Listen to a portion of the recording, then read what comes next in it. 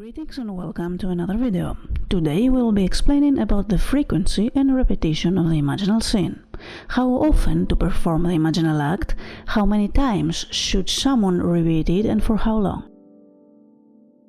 This is one of the most common questions people ask regarding the repetition of the imaginal act. As always, I am going to be explaining everything in just 3 minutes, so let's not waste any time. You may do the imaginal act once and your desire could manifest within an hour, or you may keep repeating the imaginal act for days or weeks and the desire simply won't come to you.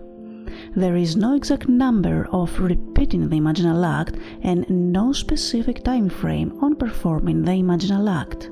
For an imaginal act to be successful, after performing it, the possession of the desire should feel natural, and you will need to accept it as truth within you.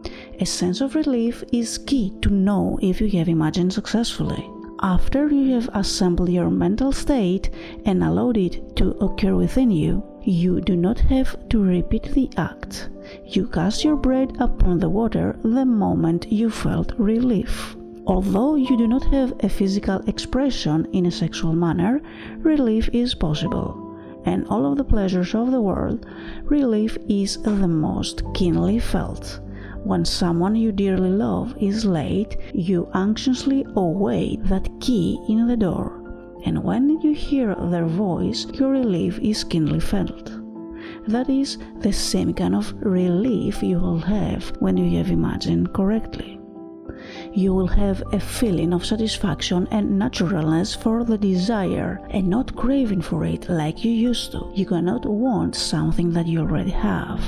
When satisfaction is reached, impotence follows, almost like being hungry and then having a satisfactory meal. After the meal, you would feel full and not wanting to eat anymore, since the idea of eating would make you sick. The desire to repeat the act of prayer is lost, having been replaced by the feeling of accomplishment. Manifesting a desire with the love assumption comes down to the feeling of naturalness. If you managed via your imagination to feel this impotence, then you know your imaginal scene was successful and that you have planted the seed. If you find it necessary to recreate the act every day, you are not casting your bread upon the water. You may imagine over and over again, but you are only going to impregnate once. And if you reach the point of relief, your bread has been cast upon the water to return, perhaps in the matter of a hour.